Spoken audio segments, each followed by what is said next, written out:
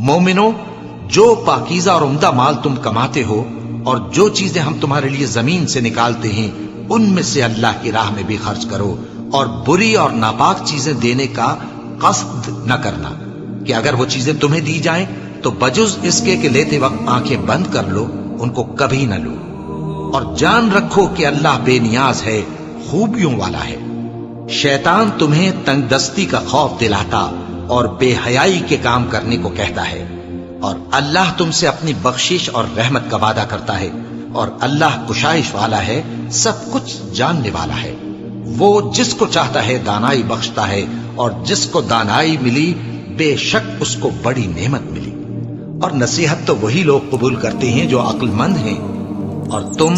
اللہ کی راہ میں جس طرح کا خرچ کرو یا کوئی نذر مانو اللہ اس کو جانتا ہے، اور ظالموں کا کوئی مددگار نہ ہوگا۔ اگر تم خیرات ظاہر کر کے دو تو وہ بھی خوب ہے، اور اگر پوشیدہ دو اور دو بھی ضرورت مندوں کو تو یہ تمہارے لیے بہتر ہے، اور اس طرح کا دینا تمہارے گناہوں کو بھی دور کرے گا، اور اللہ کو تمہارے سب کاموں کی خبر ہے۔ اے نبی صلی اللہ علیہ وآلہ وسلم، تم ان لوگوں کی ہدایت کے ذمہ دار نہیں ہو، بلکہ اللہ ہی جس کو چاہتا ہے ہدایت بخشتا ہے۔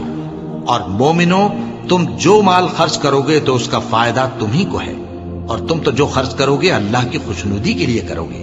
اور جو مال تم خرچ کرو گے وہ تمہیں پورا پورا دے دیا جائے گا اور تمہارا کچھ نقصان نہیں کیا جائے گا۔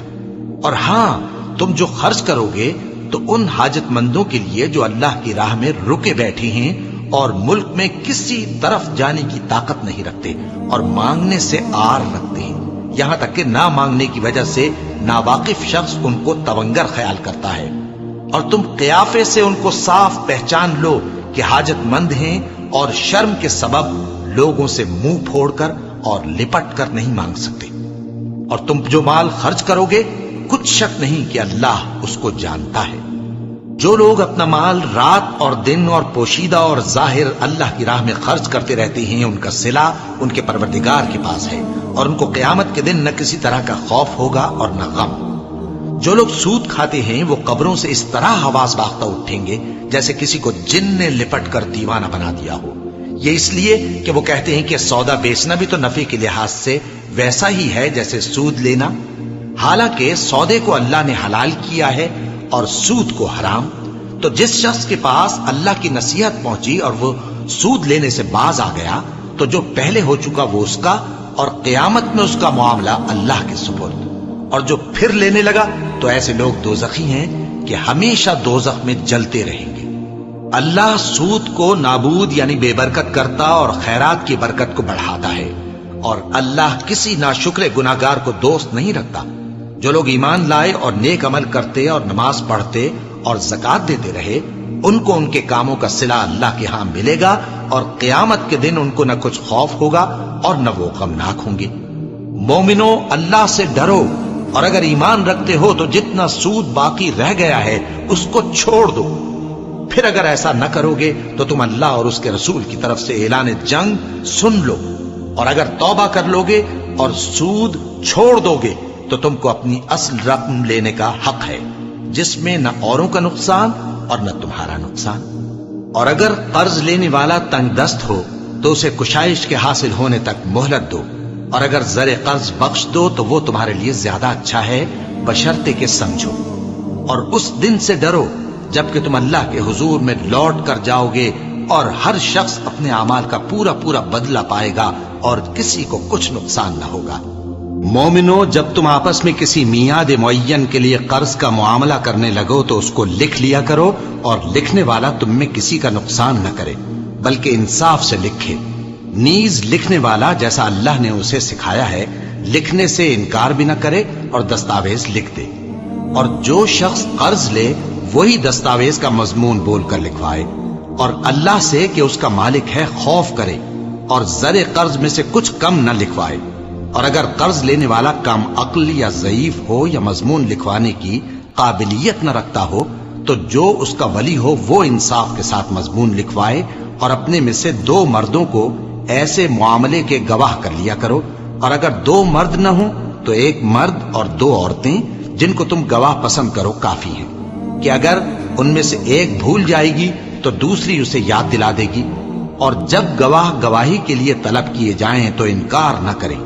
اور قرض تھوڑا ہو یا بہت اس کی دستاویز کے لکھنے لکھانے میں سستی نہ کرنا۔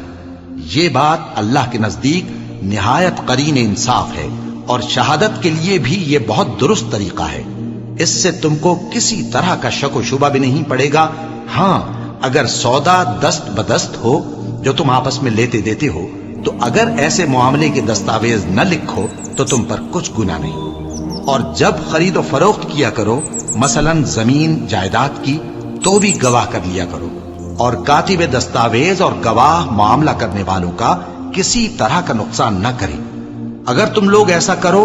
تو یہ تمہارے لیے گناہ کی بات ہے، اور اللہ سے ڈرو اور دیکھو کہ وہ تم کو کیسی مفید باتیں سکھاتا ہے، اور اللہ ہر چیز سے واقف ہے۔ اور اگر تم سفر پر ہو اور دستاویز لکھنے والا نہ مل سکے تو کوئی چیز رہن با قبضہ رکھ کر قرض لے لو، اور اگر تم میں سے کوئی دوسرے کو امین سمجھے یعنی رہن کے بغیر قرض دے دے تو امانت دار کو چاہیے کہ صاحب امانت کی امانت ادا کر دے، اور اللہ سے جو اس کا پروردگار ہے ڈرے، اور دیکھنا شہادت کو مت چھپانا، جو اس کو چھپائے گا وہ دل کا گناہگار ہوگا، اور اللہ تمہارے سب کاموں سے واقف ہے۔ جو کچھ آسمانوں میں اور جو کچھ زمین میں ہے سب اللہ ہی کا ہے۔ تم اپنے دلوں کی بات کو ظاہر کرو گے تو اور چھپاؤ گے تو اللہ تم سے اس کا حساب لے گا، پھر وہ جسے چاہے مغفرت کرے اور جسے چاہے عذاب دے، اور اللہ ہر چیز پر قادر ہے۔ رسول اللہ صلی اللہ علیہ وآلہ وسلم اس کتاب پر جو ان کے پروردگار کی طرف سے ان پر نازل ہوئی ایمان رکھتے ہیں، اور مومن بھی سب اللہ پر اور اس کے فرشتوں پر اور اس کی کتابوں پر اور اس کے پیغمبروں پر ایمان رکھتے ہیں، اور کہتے ہیں کہ ہم اس کے پیغمبروں سے کسی میں کچھ فرق نہیں کرتے، اور وہ اللہ سے عرض کرتے ہیں کہ ہم نے تیرا حکم سنا اور قبول کیا۔ اے پروردگار، ہم تیری بخشش مانگتے ہیں اور تیری ہی طرف لوٹ کر جانا ہے۔ اللہ کسی شخص کو اس کی طاقت سے زیادہ کا ذمہ دار نہیں بناتا۔ اچھے کام کرے گا تو اس کو ان کا فائدہ ملے گا، برے کرے گا تو اسے ان کا نقصان پہنچے گا۔ اے پروردگار، اگر ہم سے بھول یا چوک ہو گئی ہو تو ہم سے مواخذہ نہ کیجو۔ اے پروردگار، ہم پر ایسا بوجھ نہ ڈالیو جیسا تو نے ہم سے پہلے لوگوں پر ڈالا تھا۔ اے پروردگار، جتنا بوجھ اٹھانے کی ہم میں طاقت نہیں اتنا بوجھ ہم پر نہ رکھیو، اور اے پروردگار، ہمارے گناہوں سے درگزر کر اور ہمیں بخش دے اور ہم پر رحم فرما۔ تو ہی ہمارا مددگار ہے، سو ہم کو کافروں پر غالب کر۔